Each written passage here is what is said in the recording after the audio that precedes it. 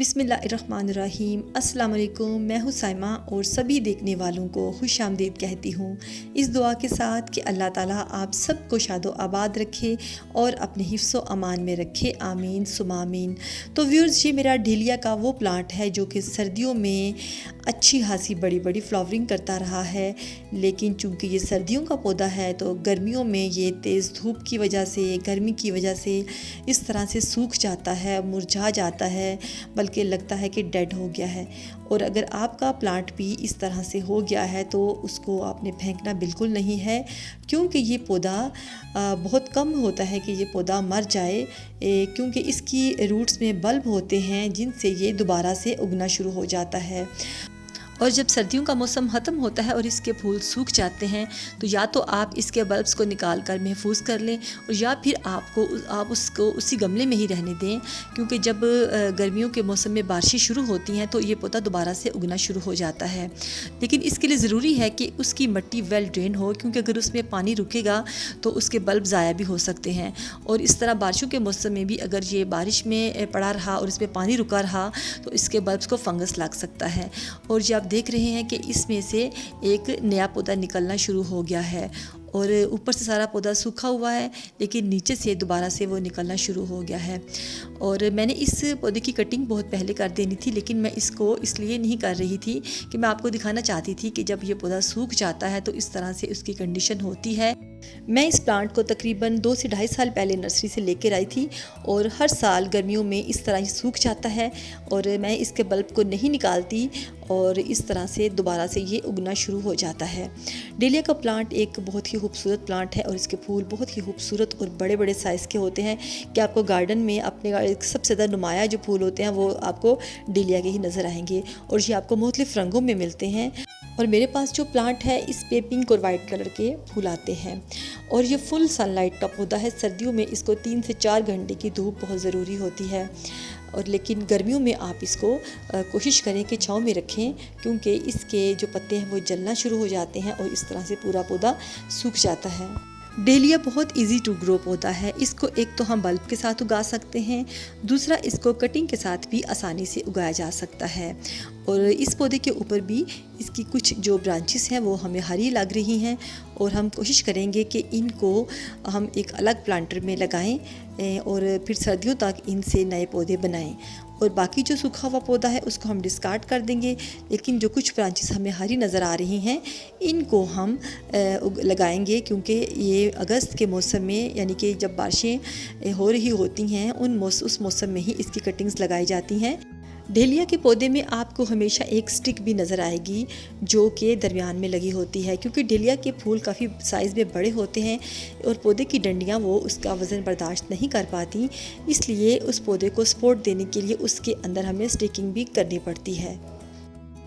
Dahlia के पौधे के लिए प्लांटर का इंतखाब भी बहुत मैटर करता है। इसके लिए 8 से 10 इंच का प्लांटर लेना बहुत ज़रूरी है। आप 12 इंच तक भी प्लांटर ले सकते हैं, और ये प्लांटर तो मैंने कुछ थोड़ा सा बड़ा ही लिया हुआ है। ये तकरीबन 13 इंच का है, लेकिन अब इसमें मैंने शुरू से लगा दिया था तो फिर मैंने इसका गमला चेंज नहीं किया। लेकिन आप मिनिमम भी 10 इंच का और मैक्सिमम 12 इंच का प्लांटर इसके लिए ले सकते हैं। तो अब हम इस पौधे की कटिंग शुरू करते हैं, और इसका जो तमाम सूखा हुआ हिस्सा है उसको हम काट देंगे।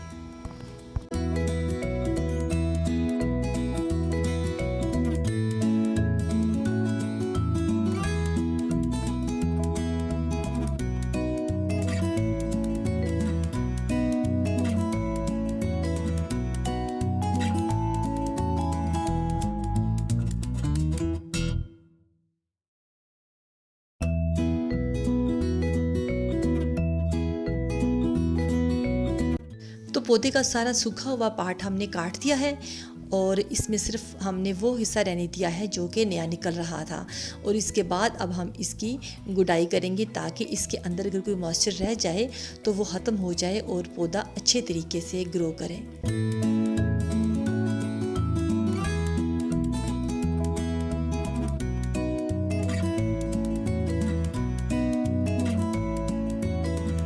अब पौधे के खुश्क वाले हिस्से में से जो डंडियाँ थोड़ी थोड़ी हरी थीं उनको हम निकाल लेंगे और एक अलग प्लांटर में लगाएंगे।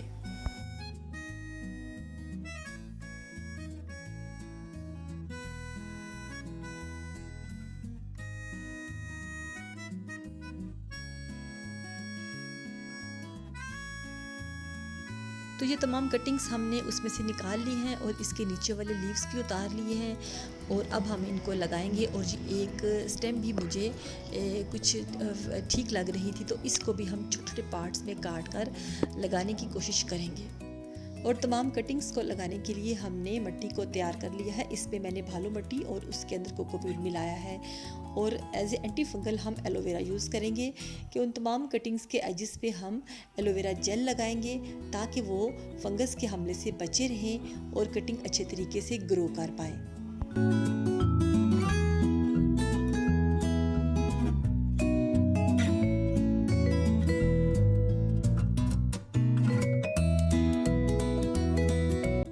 तो ये सारी कटिंग्स हमने लगा ली हैं और अब हम कुछ दिनों तक इसको तेज़ धूप और बारिश से बचाएंगे और छांव में रखेंगे ताकि ये कटिंग सर्वाइव कर पाएँ। और अब देखते हैं कि इसमें से कितनी कटिंग सर्वाइव कर पाती हैं। उसके लिए मैं एक अलग सी वीडियो बनाऊंगी और आपको दिखाऊंगी कि कितनी कटिंग सर्वाइव कर पाई हैं।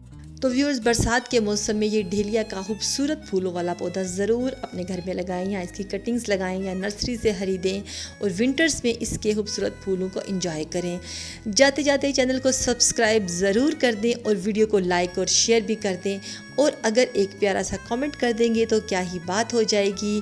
खुश रहें, खुश रखें और फिर इंशाल्लाह नेक्स्ट किसी बहुत ही इंफॉर्मेटिव वीडियो के साथ फिर आऊँगी। उस वक्त तक के लिए अल्लाह हाफिज़।